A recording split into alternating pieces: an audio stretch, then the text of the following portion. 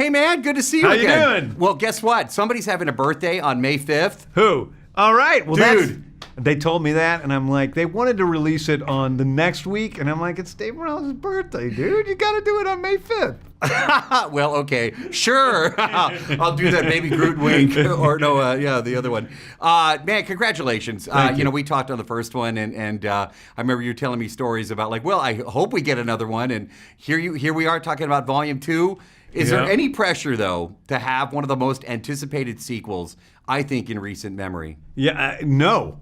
I mean, there's always pressure when you're making a movie. It's a very difficult process. Right. But the truth is, when I was making the first movie, I would wake up in sweats at 3 a.m. thinking that no one may end up seeing this movie, that it may be too weird for audiences all over the world, and it was going to be Marvel's first flop. This time I came and I was making a movie that I knew people were excited to see. So from the beginning, I had a lot less stress, at least in terms of that. I think the stress for me was all self-imposed in trying to make a movie that was bigger, that was better, that was more emotional and more explosive than the first film. My friend, you have succeeded. Thanks. Even the trailers were getting people to scream. Kurt Russell shows up on the trailer. I screamed. Yeah. How did you pull that off?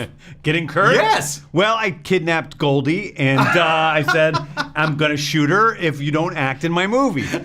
It worked out really well. No, Kurt is a guy, I've been a fan of his. I was pretending to be Snake Plissken from Escape from New York as a kid, so having the opportunity to work with Kurt Russell and, have someone truly iconic play Peter Quill's father was just a pure joy for me. Honestly, when the trailer rolled, there's Kurt, I screamed. I'm like, son of a gun.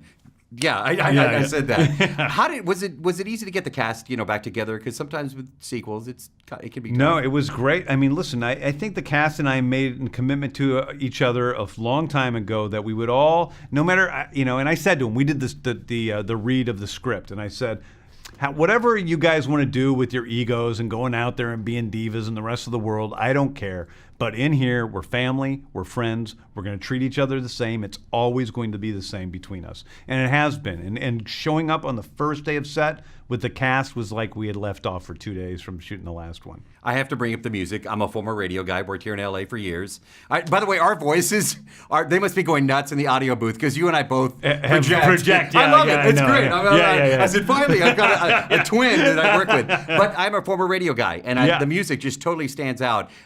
Southern Nights. I actually know Glenn Campbell. I've met him too. Yeah. I am very close with his kids that live here in LA. Yeah. And I heard that. I'm like, wow.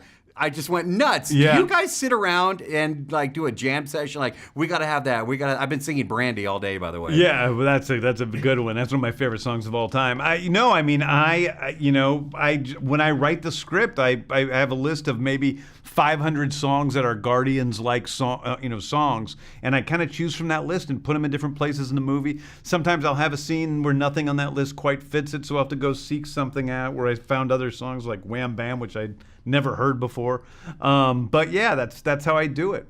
Southern Nights, amazing though. I went. When I was a little kid, that was my favorite song, and I was lucky enough a couple of 4th of Julys ago to spend that holiday with Glenn Campbell and his daughter, and they played music around the campfire. There were just like 4 or 5 of us, and I got to tell him that Southern Nights was my favorite song as a kid. She just got signed to Taylor Swift's label, Big Oh, Machine. that's awesome. She's in Nashville.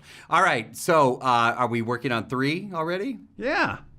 That was real convincing. Yes. No, we are. I mean, I've been working on 3 for a long time, actually. So it's about just knowing where I'm going, what's happening next, writing down ideas, and just knowing what the basic story is. That's where we are now.